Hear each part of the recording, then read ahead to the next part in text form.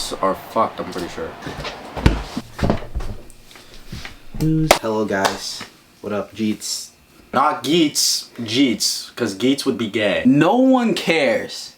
I don't care. Your mother doesn't care. Your father doesn't care. Not even your wife. Your wife of 20 years doesn't fucking care. Your kids don't care. Your children. No one cares about you, dude. Make that YouTube channel. Make that Instagram account. Make that TikTok account. Go ahead and do it, bro. No one cares. No one cares about you. I'll look at the comments. We'll get hate comments. I saw something that was like, you guys are insecure. You guys should kill yourself. Blah, blah, blah, blah, blah. You're black. He's white. Kill yourself. And then try to kill yourself again. And I'll just sit there. I'm like...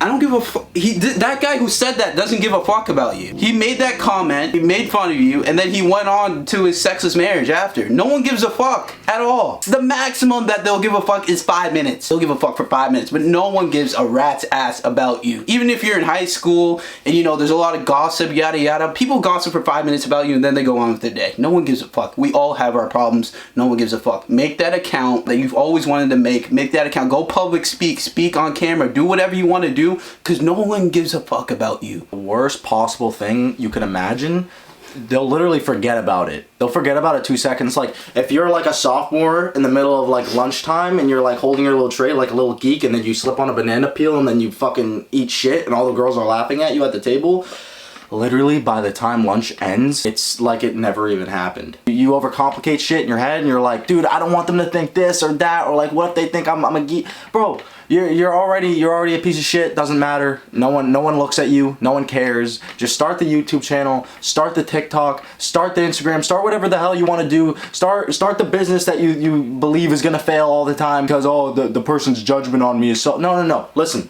Scrap all that BS. You're going on a clean slate. Now you can live in the world of being present. It's a very, very hard thing to get used to, but once you do, you have the world in the palm of your hand. So just start the YouTube channel, start public speaking. Everybody I've ever talked to, especially our generation, people born in 2002 to like 2005, 6, 7, everyone wants to be a YouTuber. You ask them, hey man, what do you want to be? They're like, oh yeah, I really want to get into neuroscience and I want to like learn the brain and everything. I'm like, do you really?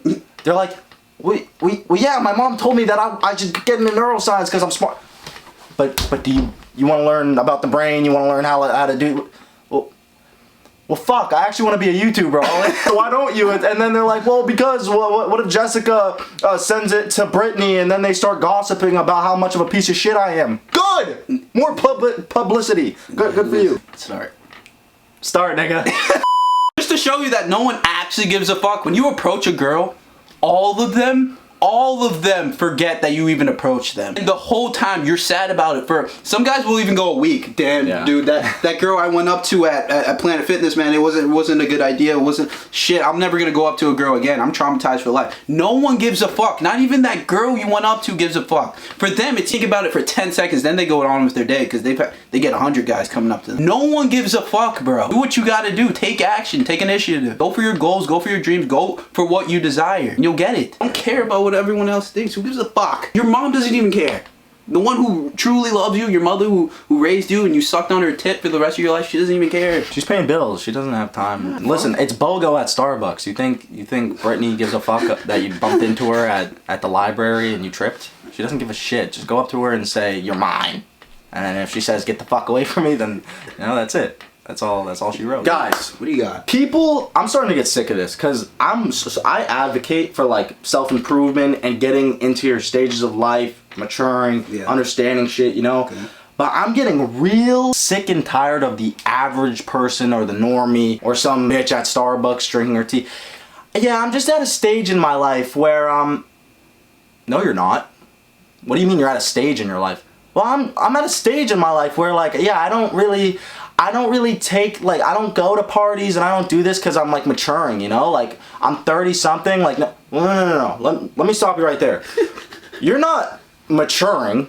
You're not at a stage in your life. Your tits are just starting to sag, so therefore you're forced to be humble. This goes for guys, too. They're like, yeah, bro, I'm at a stage in my life. I can't be drinking every night and everything, Like, Bro, no. Your body just literally physically cannot handle it, and you can feel yourself on the verge of a fucking heart attack. None of you people are actually learning. None of you people are actually on a self-improvement journey to get yourself 1% better each day. You guys are just getting older and letting your age dictate how the rest of your life goes. So the next person that comes up to me and says, well, I'm just at a stage in my life where I don't really do that, you know, like, listen, Ollie, I want to do the backflip, but like I'm at this stage in my life where backflips, it's just immature. No, you're 40, your knees don't work, you're a dumbass, no one cares about you, stay humble. That's the issue with all these people. Yeah, they don't self-improve by choice, they just adapt. Oh shit, I'm about to get my 8th knee replacement surgery, maybe I should stop eating like shit. Yep. My tits are sagging, maybe I should stop being a whore. They're just adapting to the situation. They're not actually doing it with their free will. Like, exactly. Right? What the fuck? You're getting forced into all of this stuff by your age. So I'm getting real sick and tired of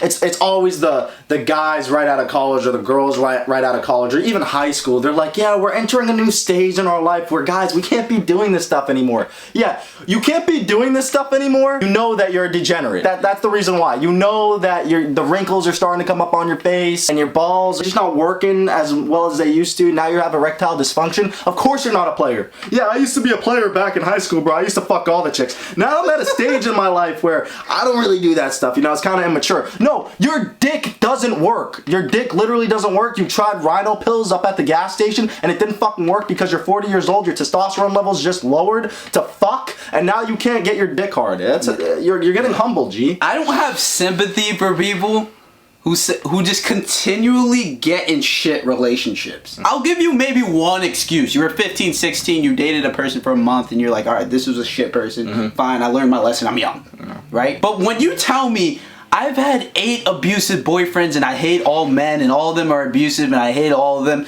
There just has to be a point where you just have to self-analyze and go, what the fuck am I attracting? You attract what you are. At what point do you go, I'm the issue? Not, oh, they're the issue. All men, I hate all men. All of them are abusive. All of them do this. All of them drink. All of them are jacks at a sorority. You just gotta go, I'm the issue, and what am I doing? Yeah. Where am I surrounding myself? I'm with a couple jacks at a sorority, and I'm expecting Prince Charming. How the fuck do you expect Prince Charming from going to a sorority with Jack? What do you expect from that outcome? That doesn't make fucking sense. At what point do we take accountability and go, okay, fuck, I'm attracting these shit people. Let me become a better person so I can attract a better person. I had a friend, had this girl, she's a really nice girl, but she got into abusive relationships. I'm like, oh shit, that's bad. What's her body count? What's her morals? Yeah, she has a 90 body count. Okay.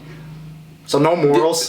Want me to have sympathy for her? Like, what do you want me to do here? She's a really nice girl. I met her once and she seemed really sweet, and you know, she has a 90 body count and she's been in 2 abusive relationships. So clearly she's not the issue. It's all the men she's attracting. It's their fault. It's the man's fault. It's not her for attracting these type of people when there's a million Christian, holy, nice men out there. By accident attracted 2 abusers. 2 abusers by accident. It was all by accident. At what point do you self-analyze and go, fuck, I shouldn't be around these people. I shouldn't be attracting these people. I attract what I am. Let me change who I am so I can be around the people I need to be around. Women are the master manipulators at that shit. You get into the abusive relationship, then afterwards are like, all right, zzz, the first tattoo, then the second one, all right, fuck, zzz, the second tattoo, and then it keeps going, and then, bro, eventually, then they finally meet that right guy. Maybe he has, 2, 3 bodies, wasn't much of a player, but good heart and everything. She's been destroyed spiritually. She's fucked up. She is not okay. She's all messed up in the head. She doesn't know what she wants. She's indecisive. She's anxious. What the fuck? Then the guy, he's a nice dude, maybe comes from a small town. He's trying to get to know her and everything. Bro, they will manipulate you, make you think that they're a victim of some shit. Let me tell you something, bro. If she has been in more than literally 2 abusive relationships, she chose that shit. She chose that shit. It looks like such a bad thing on the outside, right? It's like, oh man, this girl, I want to go in, I want to fix her. This is where most guys fuck up. They're like, I really want to fix this girl, man. She's so sweet, she's so kind. I took her out and she was being all nice. The second that you make it official, the second that you want to be her boyfriend, you're going to find out what the fuck I'm talking about. You're going to find the fuck out. You're going to find the fuck out.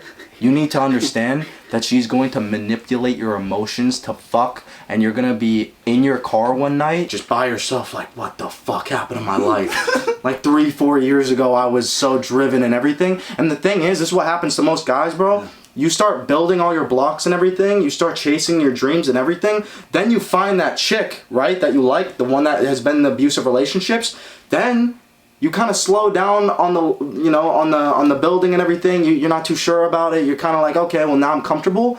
Bro, once you find out that she's manipulative and that she's just gonna leave you anyways and go find another guy to abuse her, now you're left, and building your purpose isn't as fun as it once was. It takes a while to get back to where you have the drive to go, like, do everything. They leave you without masculinity, without drive, without testosterone. You've been sucking on your mom's titties. This void of fuck. I really suggest you guys go figure that out.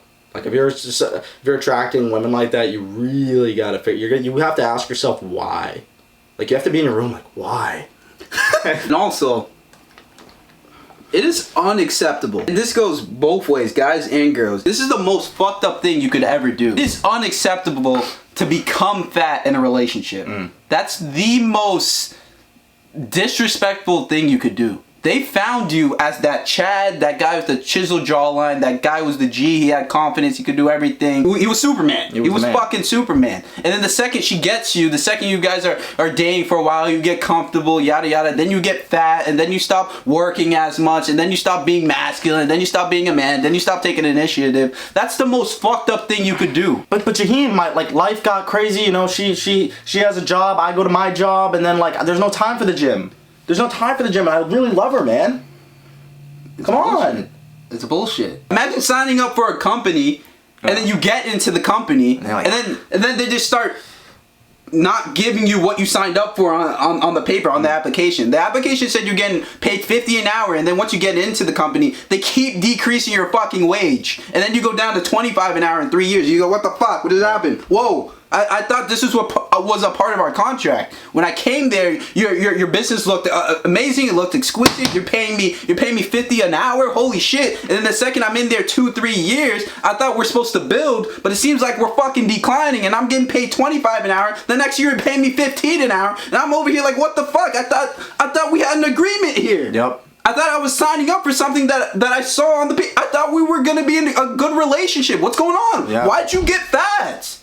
Why'd you stop being a man? Why'd you lose your testosterone? Why does your dick not get up? We've been married 5 years. What the fuck's going on? That's unfair. As well, it is disrespectful for the girl because she thinks she's signing up for this guy with a six-pack for the rest of his life. It's not only disrespectful to her because you're giving her a false illusion that you're this guy, but really you're just gonna fuck her over in a couple years. So it's not only disrespectful to her, but it's also disrespectful to yourself. Like, there has to be a time where, like, bro, if you're gaining 20-30 pounds of muscle or fat over the course of this time that you're spending with this chick, bro, sometimes you have to reevaluate your situation and be like, bro, am I even ready for a chick? But most guys don't like to do that, though, do they? Most guys don't like to be like, yo, am I even ready for a girl? Because I just gained all this weight and everything. Like, I really love her. They don't know how to decipher logic from emotions, some guys. And let me tell you something. If you can't decipher logic from emotions, your life is going to... There's going to be a time in your life where you're idle. You're stagnant. Because you're just going to think like a female, and then it's this loophole of liberalism, and then you're going to dye your hair blue. And you're going to be a dumbass. So what you need to do is you need to back up. And yes, I'm not telling you to break up with your girlfriend, but all I'm saying is if you just gained 30 pounds of fucking fat over the couple years that you've been spending with this chick, and she doesn't even respect you anymore. Yeah. You need to reevaluate the situation and be like, look, I either have to fix this right the fuck now and lay down the law with my chick, or I have to leave her. I have to, because I'm too weak. I'm too weak right now. I have to come back stronger to a better chick. But you can't decipher emotions from logic because you're a cuck. Men can't be emotional. You know, the second you listen to a woman, you suffer. This is another thing. This is the most important thing. Your sexual energy.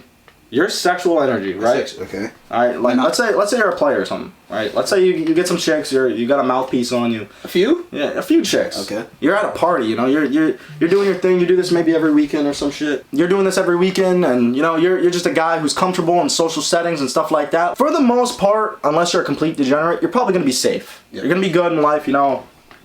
Even if you don't have God, like, find God, but, like, you're not going to be that weirdo who goes and shoots up a school. Let me tell you something.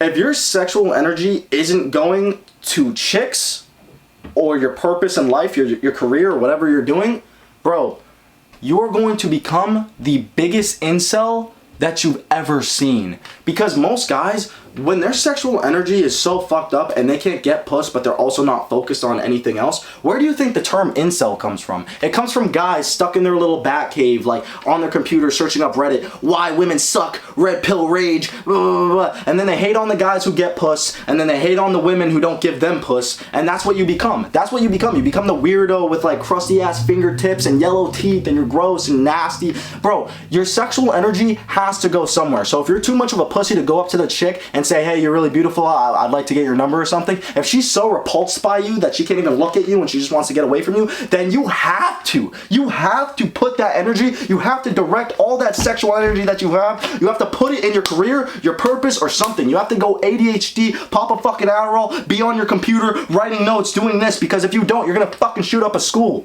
dumbass. You know, girls can analyze they can smell if you're ambitious or if you get a lot of chicks.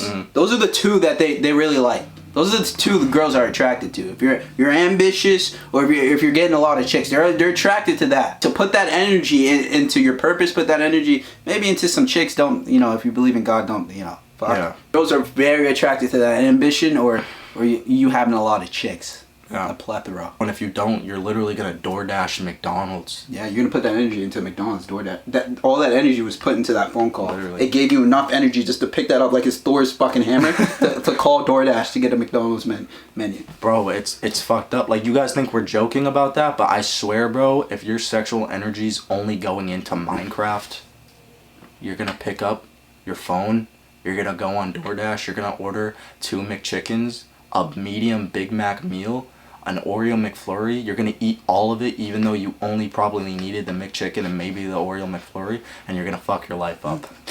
Like, and you think I'm joking, but bro, where else is the sexual energy gonna go? And yeah, sure, it starts with the DoorDash, but then what happens after a couple months goes by, you keep ordering the DoorDash, now it's not doing it for you. So now you need the DoorDash and you need porn. Now you need, then the porn doesn't do it for you. You get desensitized. You're like, okay, well now I'm gonna order the DoorDash, get addicted to porn, and then I'm also gonna hop on video games for a couple hours, but I'm too lazy to go up and go to the bathroom. So what I'm gonna do is I'm gonna take the empty water bottle I have and I'm gonna fill it with piss, and then I'm gonna store it underneath my desktop, and I'm gonna just live in my mom's basement for the rest of my fucking life and hate on women and hate on guys who get play. And yeah, even my Discord friends are gonna think I'm absolutely disgusting. So, like, that's what happens. Holy fuck. It was cliche. I know when you were a kid you didn't really understand it, but truly, genuinely, seriously, what goes around comes around. Whatever you do to someone, whatever you do around the atmosphere, whatever you do, whatever goes around comes around. If you treat someone like shit, it will come back. It'll come back. Something will happen back to you. If you treat someone like shit, you swear at your boss, you swear at your coworker, whatever. If you do that, something bad will come back to you. I don't know. I figured it out. I went on Wikipedia. I searched it up or something. Karma? Or whatever. What goes around comes around. Karma's real. All right. You treat someone. Every interaction you have with someone, shake their hand, say have a nice day, say have a good morning, say have a nice night, yada yada. That goes a long way. The second you put negative energy out there, you treat people like shit. You start swearing at people for no reason. You get angry. That's gonna come back around, and you're gonna get fucked. Treat everyone nicely. Treat everyone with respect, and you'll be rewarded back. That's facts. I don't even know if it's karma. I think it's just, if you live in a negative energy, then you're gonna just attract negative things. But if you live in a positive energy, then you're just gonna attract it's not really like you're a bad person, so bad things are gonna happen to you. It's just like you want to live in the negative, so by proxy, the negative is gonna happen. That's just how it works. Like, if you want to live in the negative energy, bro, anytime I'm in my negative, like, state, where I'm kind of, like, having a bad day or something, because I know it's bad for me, I get a headache. But that headache isn't a negative. It's a positive thing, because then I get this headache, and I'm like, dude, I don't even want to be like this. And then it's a conflicting thing, and then I sit in my room, I'm like this. And then eventually it passes, and then I can go back to the positive. I don't leave my fucking room until I get into a positive outlook on myself, so I can go outside and bring it externally to people. You stay in the negative state and then you go to bed with that headache, bro, your next day is gonna be like that. And that's how these crackheads, they get into this flow of, well, I'm just gonna pick up the pipe again because my life has gone to shit. That's why when I'm in my room and it's like late at night, I will not go to bed until my headache passes. Until my negative headache passes, I'm like, no. I gotta sit with it. I gotta conflict it. I gotta get back into my positive state. Oh, I'm good. I'm good. Life is so good. Okay, go to bed. Go to bed. Go to bed. Cigarette? Not even a cigarette. Oh, okay. It's just a psyche reset. Yeah. And then I wake up and I'm like, oh yeah, I'm good. But if you go to bed like, fuck, Yeah. I got work tomorrow, I gotta okay, you know, I'm just gonna go to bed, let it pass, and then you know, I'll be good tomorrow. You're just gonna wake up feeling the same exact fucking way. You gotta let that shit pass. So think positively. Yeah.